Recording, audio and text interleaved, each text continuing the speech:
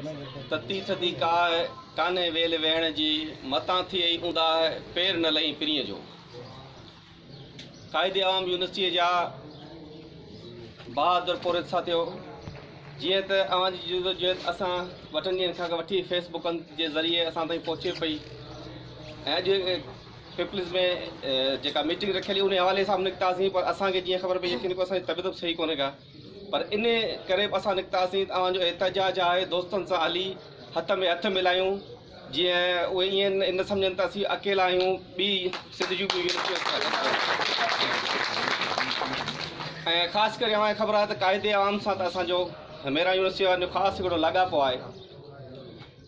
जेके असांखे शयूं मिलंदियूं आहिनि उहे हिते लाज़मी थींदियूं आहिनि लेकिन असांखे हिकु अफ़सोस सां चवणो थो पवे त यूटिलिटी अलाउंस जेको असां 2-3 महीननि खां वठी खणूं पिया सिंध जूं ॿियूं यूनिवर्सिटियूं ॾेई चुकियूं आहिनि उन जे लाइ ॿियनि मसइलनि जे लाइ ख़्वामख़्वाह हिन निटण उस में गर्मीअ में नंढो ग़रीब औरतनि खे विहारियो वियो आहे लेकिन मथे सीटुनि ते वेठल ॿुधी छॾीनि त असीं निदण का कोन आहियूं।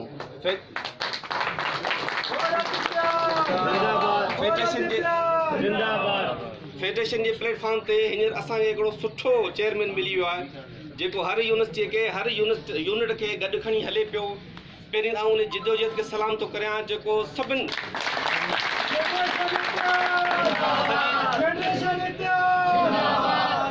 कराची जा दोस्त जेके अॼु हिते गॾु थिया आहिनि या अव्हांखे ॿुधाइण हिकिड़ी वॾी ख़ुशी जी ॻाल्हि आहे जो अव्हां जे हिन एहतजाज में असांजा कराची यूनिवर्सिटी जा दोस्त बि काफ़ी तादाद में मूंखे त नज़र पिया अचनि ऐं उन्हनि खे मां वेलकम थो करियां। ऐं जेका फरहान भाई ॻाल्हि कई त अव्हां जी हिकिड़ी ॻाल्हि ते अव्हां सां यकजहती जे तौर ते हिते न पर सिंध जूं मिड़ई यूनिवर्सिटियूं सभई बंदि थी वियूं ऐं हिन खे ॿुधाईंदासीं त असीं हिकु आहियूं असीं छिड़ कोन आहियूं। पोइ अॼु आया आहियूं इनशाला असांखे उमेदु आहे त ॿधीअ में हिकिड़ो वॾी ताक़त आहे ॿधी जी वॾी अज़मत आहे